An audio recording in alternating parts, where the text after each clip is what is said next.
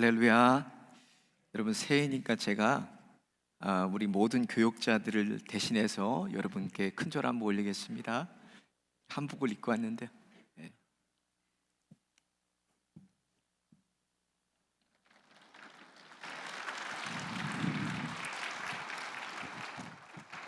우리 앞뒤 좌우에 계신 분들과 이렇게 인사하겠습니다. 기적의 시작은 기도에서 시작됩니다. 새해에는 함께 기도합시다. 이렇게 인사하겠습니다.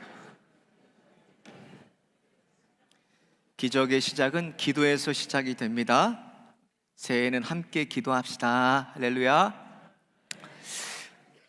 지난 여름부터 다가오는 새해를 놓고 하나님 앞에 제가 기도했습니다. 하나님, 새해에는 어떻게 사역을 해야 됩니까? 하는데 9월의 어느 새벽에 하나님께서 제게 말씀을 주셨어요.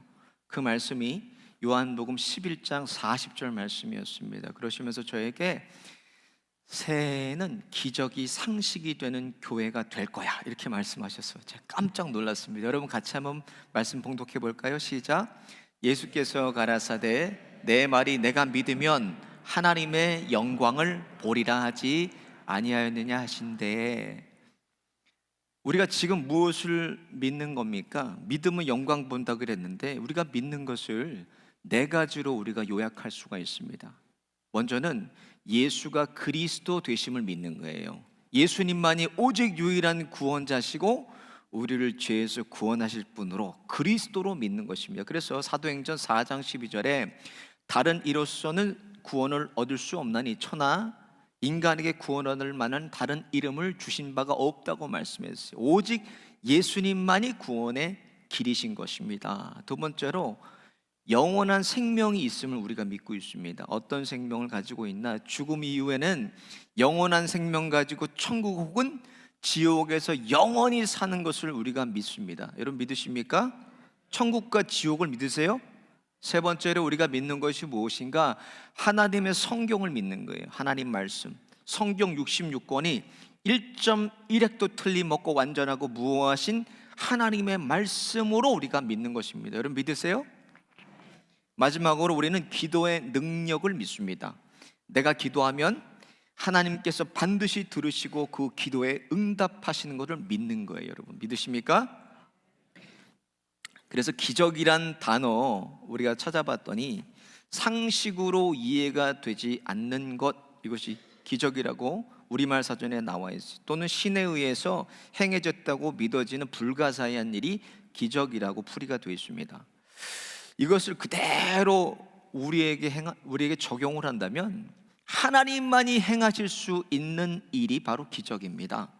사람이 할 수 있는 일은 기적이 아니에요. 하나님만이 하실 수 있는 일을 우리가 볼 때 그것을 기적이라고 얘기합니다. 그래서 모하기문 하면 기적이 일어나나 오늘 본문 말씀처럼 아까 읽었던 요한복음 11장 40절 말씀처럼 우리가 믿으면 하나님의 영광을 보는 거예요. 사람이 행하는 기적 가운데 가장 큰 기적이 무슨 기적입니까? 죽은 사람을 살리는 기적이에요. 저는 사람이 죽은 사람을 살린 건 보지 못했습니다. 근데 성경에는 기록되어 있어요. 사람이 죽으면 영생의 시간에 들어가서 천국과 지옥에서 영원히 사는 것이지, 사람이 죽어서 무슨 환생하고, 여러분 환생합니까? 우리가 죽어서? 우리가 죽으면 심판이 기다리고 있는 거예요. 심판받고 영원한 천국과 지옥에서 영원히 사는 것이지 환생이 어디 있습니까?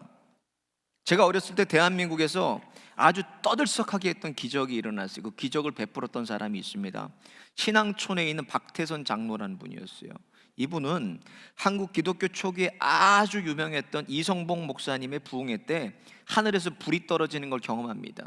그러고 나서 많은 기사와 이적을 베풀었는데, 여러분 사람에게 능력이 어디 있습니까? 우리에게 능력이 있어요? 목사에게 무슨 능력이 있습니까? 이 능력은 하나님께 있는 거예요. 하나님께 있는데 많은 능력이 나타나니까 자기가 하나님 돼버렸어요. 성경을 부인해요. 신약 성경을 왜? 자기가 재림주 예수거든요. 그러니까 신약 성경을 부인하고, 그리고 죽으면 3일 만에 부활하겠다고 호언장담했지 않습니까? 그분이. 근데 겨울에 죽었어요. 1990년 2월 8일에 죽었어요. 아주 추울 때 죽었는데요, 3일 만에 그 시체가 완전히 썩어버렸습니다. 이 사람이 세상에 어떤 능력 있고 기적을 행하고 마귀한테 영혼을 팔아서 마술을 해도요, 죽은 사람을 살릴 수는 없어요. 죽음 이후에는 우리에게는 심판이 기다리고 있는 것입니다. 근데 성경은 죽은 사람이 살아난 기록들이 성경에 기록되어 있습니다. 단 한 가지 조건이 있어요. 어떤 조건이 있는가? 하나님이 원하셔야 된다는 거예요. 하나님이 허락하셔야 죽은 사람을 살릴 수가 있었습니다. 그러니까 모든 주권이 누구 아래에 있는 겁니까? 모든 생명이 다 하나님 아래에 있는 것입니다. 열왕기상 17장에 보면 엘리야가 사르밧 과부의 죽은 아들을요 가지고 다락방으로 올라가서 기도해서 살아납니다. 또 열왕기 4장에 보면 수넴 여인의 죽은 아들을 엘리사가 몸을 거기 덮어서 기도할 때 7번 재채기를 하고 살아납니다. 그리고 사도행전 9장에도 베드로가 다비라를 조문하러 갔다가 기도하고 나서 다비라를 부르니까 살아서 나왔습니다. 또 사도행전 20장에 바울의 설교를 듣지 않고 졸다가 3층에서 유두고가 떨어져서 죽었습니다. 근데 바울이 기도하니까 그를 살려냈어요. 예수님은 말씀만으로 명하셔서 살리셨지만 사람들이 일으킨 가장 큰 기적인 죽은 사람을 살려낸 것은 그들이 다 하나님 앞에 간절히 기도할 때 그들이 살아났다는 것입니다. 하나님 앞에 기도할 때. 예수님이 승천하신 이후에 성경에서 가장 많은 기적이 기록된 곳이 어딘가는 우리가 본문 읽은 것처럼 사도행전입니다. 사도행전에 가장 많은 기적이 나타났습니다. 근데 오늘 본문은 기적을 베풀었던 그 사도들의 원천이 어디서 나왔는지가 기록되어 있습니다. 4절을 보겠습니다. 시작. 우리는 기도하는 것과 말씀 전하는 것을 전무하리라 하니. 초대교회가 세워지고 교회가 폭발적으로 부흥했습니다. 여러 가지로 교회가 바쁘고 분주해졌습니다. 하루에도 수천 명의 사람들이 예수님께로 돌아오고 수많은 각양각색의 사람들이 초대교회에 모이게 됐습니다. 근데 본문 1절을 보니까 뭐가 생겼어요? 분쟁이 생겼다는 거예요. 유대인들이 히브리파 과부들만 잘 공개를 하고, 그리고 헬라파 과부들은 공개를 안 합니다. 그러니까 분쟁이 생겼어요. 그러니까 1절에 보니까 아주 교회가 바빠지고 분주해졌는데 이 헬라파 과부들이 이제 원망하는 거예요. 왜 우리는 구제를 안 해주나, 공개를 안 하나.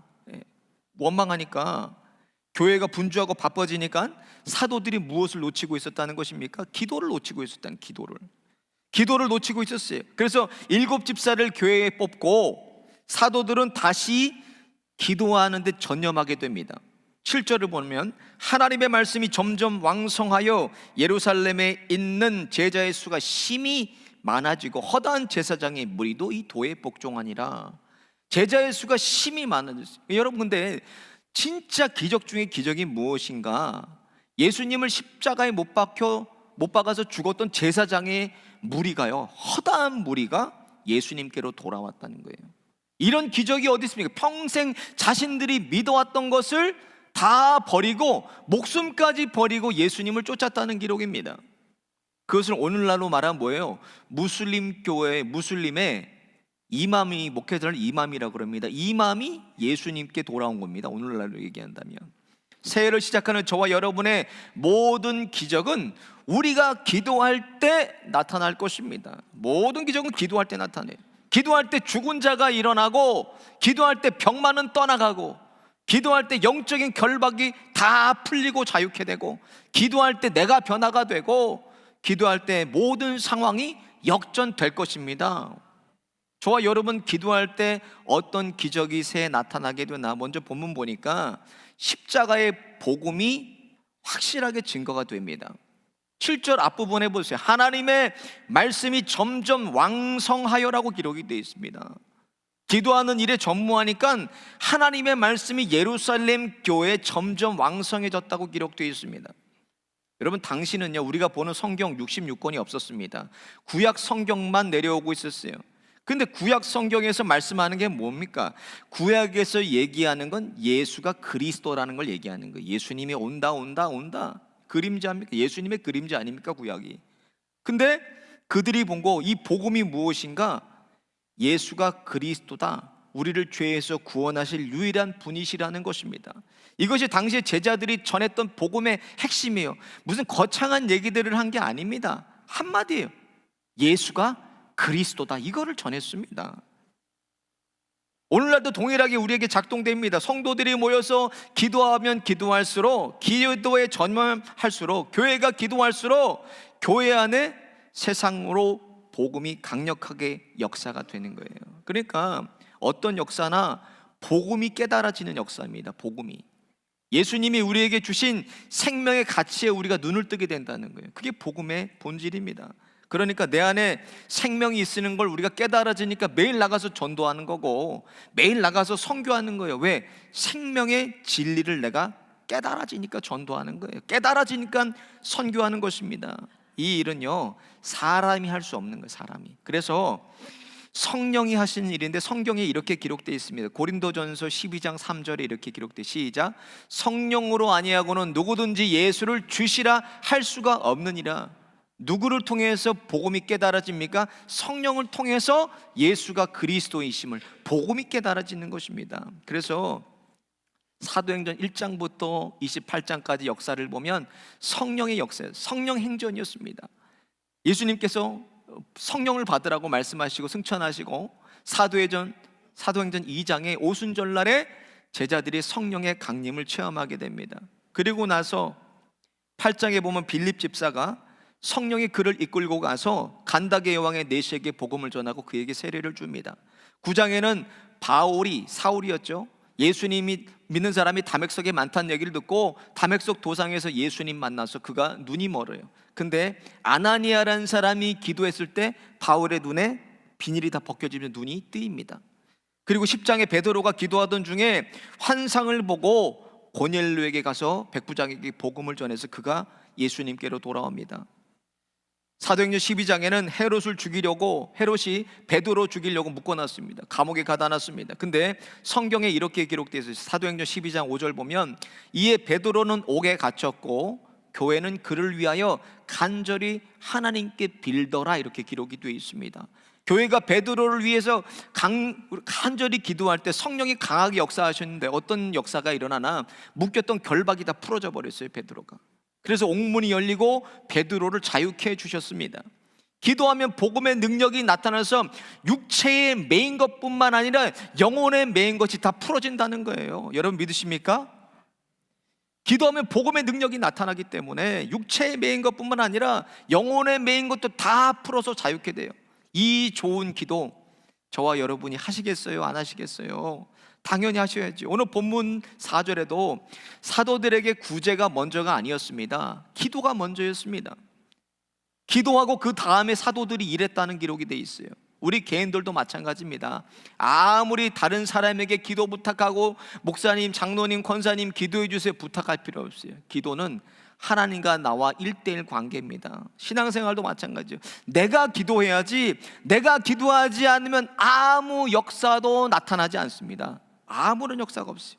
내가 하나님 앞에 기도해야 돼요. 그래서 예수님께서 마태복음 6장 6절에 너는 기도할 때 내 골방에 들어가 문을 닫고 은밀한 중에 계신 내 아버지께 기도하라. 은밀한 중에 보시는 내 아버지께서 갚으시리라, 이렇게 기록되어 있습니다. 여러분, 신앙생활은요 1대1의 관계입니다. 내가 하나님께 기도해야 되고 내가 하나님을 상대해야 됩니다. 누구에게 부탁할 필요도 없어요. 새해 내가 먼저 무릎 꿇음으로 우리 자녀들이, 남편도 아내도 일터도 하나님의 교회도 기적이, 상식이 되시기를 예수님의 이름으로 축원드립니다. 두 번째로, 기도하게 되면 생명의 풍성함이 나타납니다. 7절 중반부에 보면 제자의 수가 심히 많아지고 라고 기록이 되어 있습니다. 개인과 교회가 기도하면 기도할수록 제자의 수가 많아졌다는 기록은요, 기도할 때 내 안에 계신 예수님의 생명이 점점 풍성해진다는 말씀입니다. 오늘 본문의 1절에 보면 그때의 제자가 더 많아졌는 대로 시작이 됩니다. 그리고 부흥과 함께 교회에 문제가 생기는데 아까처럼 구제하는 문제가 생깁니다. 히브리파 과부들만 구제하고 헬라파 과부들은 구제를 좀 안 합니다. 그러니까 불만을 가지고 원망하고 불평이 일어나요. 그런데 이해할 수 없는 건 뭐예요? 교회가 분쟁이 일어나게 되면 교회가 점점 시간이 길어질수록 어려워지고 문을 닫게 됩니다. 팬데믹 전에도 우리 교회하고 비슷한 수준의 교회들이요, 문 닫은 교회들도 있습니다. 또 지금까지 어려움을 겪고 있으니까 교회가 점점 사람들이 줄고 어려워지게 돼요. 근데 오늘 본문 보세요. 이렇게 교회가 어려웠고 분파가 갈라졌는데도 불구하고 교회가 계속 부흥이 됐다. 제자의 수가 심히 많아졌다는 거예요. 줄지 않았습니다. 놀라운 기적 아닙니까? 제자의 수가 심히 많아졌다.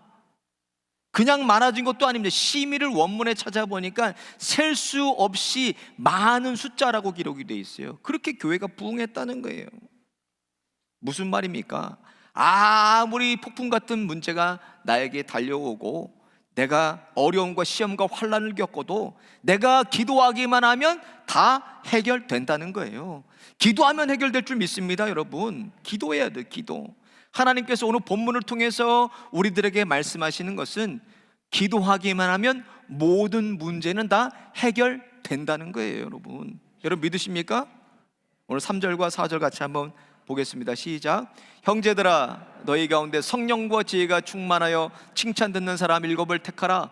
우리가 이 일을 저희에게 맡기고 우리는 기도하는 것과 말씀 전하는 것을 전무하리라.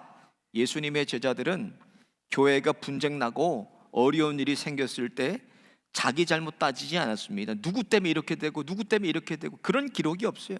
변명도 안 했습니다. 뭐 했습니까?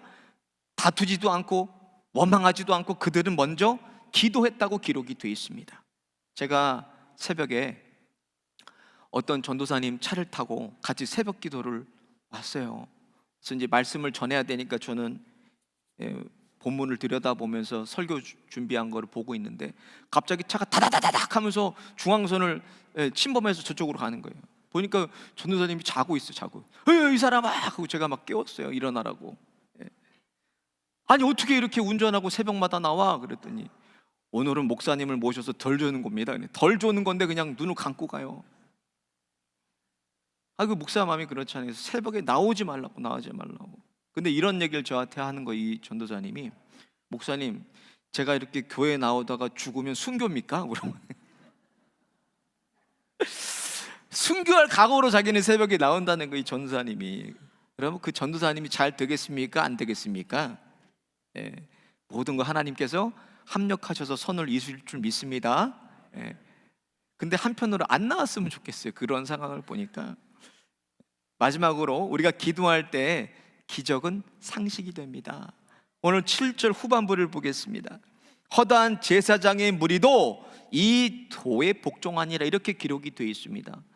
당시 제사장은 예수님을 십자가에 못 박은 사람들입니다. 그리고 어렸을 때부터 유대교의 율법과 전통에 따라서 교육을 받은 사람이에요.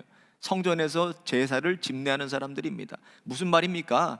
그때 모든 부와 명예를 다 누리고 있던 사람들이에요. 기득권자들이 제사장들이었습니다.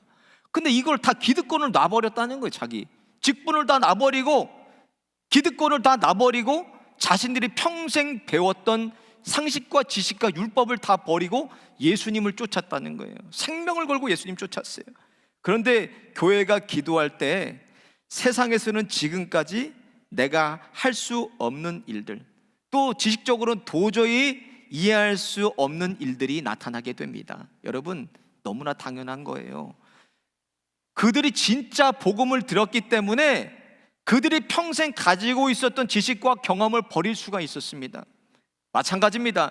내가 복음을 듣고 평생 교회를 다니는데도 불구하고 내 옛사람이 여전히 내 안에서 펄펄 뛰고 있고 내게 아무런 변화가 없다면 내가 들었던 그 복음은 가짜 복음입니다. 여러분, 유사한 복음이에요. 그거는 복음이 아닙니다. 내가 복음을 듣게 된다면 반드시 내가 변화되게 돼 있습니다. 내 옛사람이 반드시 죽게 돼 있어요. 점점 나는 죽고 예수님을 추구하고 그리스도의 장성한 분량에까지 쫓아가는 것이 진짜 복음이라는 거예요. 그들이 진짜 복음 들어서 그들이 갖고 있던 기득권과 생명도 다 내려놓고 옛사람이 죽어서 예수님을 쫓았습니다. 여러분, 이것이 진짜 복음의 능력이라는 거예요. 내가 죽어야 돼요. 내가 죽고 내 옛사람이 죽는 것이 진짜 복음의 능력입니다. 저와 여러분, 예수 만나야 돼요. 여러분, 예수님을 만나야 내가 죽어요. 예수님을 만나야 내 못된 성품과 내 과거가 죽는 기적이 나에게 나타나는 거예요. 내 인생의 가장 큰 기적이 무엇인가? 예수 만나는 기적이 제일 큰 기적이에요. 그리고 내 옛사람이 죽는 것이 진짜 기적입니다. 신집사님, 남편이 좀 예수 믿고 죽었어요? 신순남 집사님? 네. 최문식 집사님, 예수 믿고 좀 유기영 집사님이 죽었어요? 예수를 믿으면 내가 죽어야 돼요. 진짜 복음을 들으면 반드시 내 옛사람이 죽게 되어 있습니다. 그래서 성경에 이렇게 기록이 되어 있습니다. 같이 한번 보겠습니다. 고린도후서 5장 17절 시작. 그런즉 누구든지 그리스도 안에 있으면 새로운 피조물이라. 이전 것은 지나갔으니 보라 새 것이 되었도다. 이렇게 기록이 되어 있습니다. 새해에는 저와 여러분이 예수님 만나서 예수님 안에 사시기를 예수님 이름으로 축원드립니다. 기도해서 성령의 충만함을 받으셔야 기적이 나타나는 거예요. 기적이 일어나는 거예요. 여러분, 성령의 충만함 받아야 돼요. 마찬가지로 성령 안 받고 예수 믿고 목사가 된다면 교인들 다 죽이는 거예요. 기도해야 성령의 충만함을 받고, 기도해야 성령의 충만함 받아서 내가 변화되고, 내 가정이 변화되고, 내 일터가 뒤집어지고 하나님의 교회 가운데 하나님의 나라가 임하는 것입니다. 새해는 저와 여러분이 기도하는 이 거룩한 습관을 기르셔서 기도할 때마다 하늘에서 불이 떨어지고 나를 변화시키시고 가정을 변화시키시고 일터와 실로암 교회가 변화되는 이 놀라운 기적이 다 상식되시기를 예수님의 이름으로 축원드립니다. 오늘 말씀 생각하시면서 함께 찬양하고 기도하겠습니다.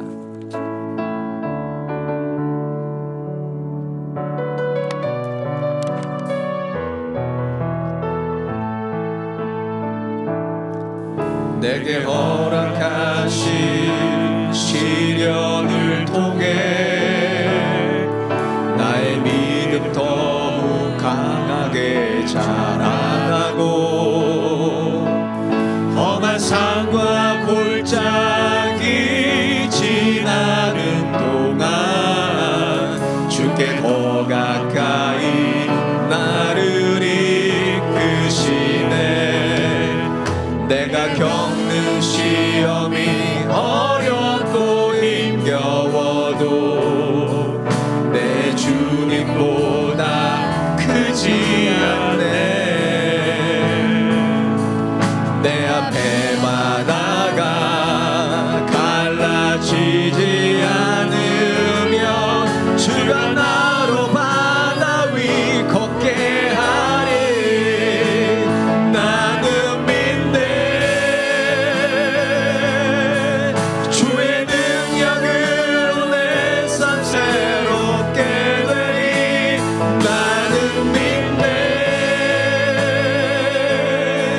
주의 능력으로 담대히 나가리라. 주와 함께 싸워 승리하리라. 날마다 믿음으로 나서라. 내게 허락하신 시련을 통해 내게 허락하신 시련을 통해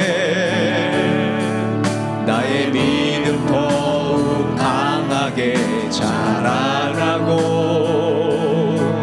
험한 산과 골짜기 지나는 동안 주께 더 가까이 나를 이끄시네.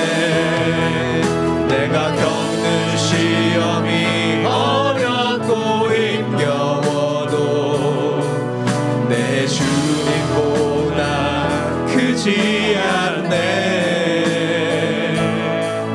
내 앞에 바다가 갈라지지 않으며 주가 나로 바다 위 걷게 한. 나는 믿네.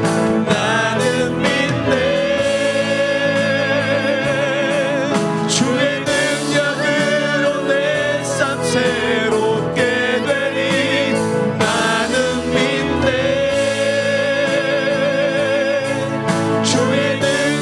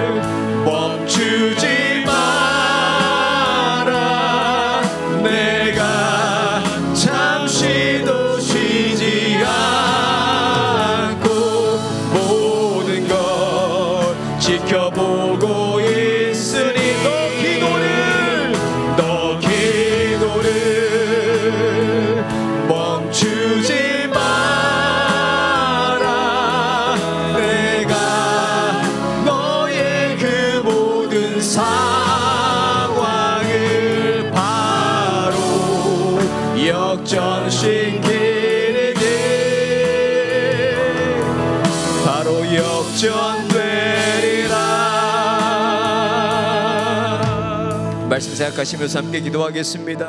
하나님, 새해에는 기도하는 거룩한 습관 들이게 하여 주셔서 풀리지 않는 문제들 풀리게 하여 주시고, 기도로 모든 상황이 역전되는 기적을 맛보게 하여 주옵소서. 홍해가 갈라지지 않으면 하나님이 바다 위를 걷게 하시겠다는 믿음으로 기도는 모든 것을 가능케 함을 믿고, 모든 일 새해는 기도로 풀게 하여 주옵소서. 기도할 때 하늘이 풀리게 하여 주시고, 기도할 때 땅도 풀리게 하여 주시고, 기도에 중독되게 하여 주옵소서. 주여 한번 부르짖고 함께 기도하겠습니다. 주여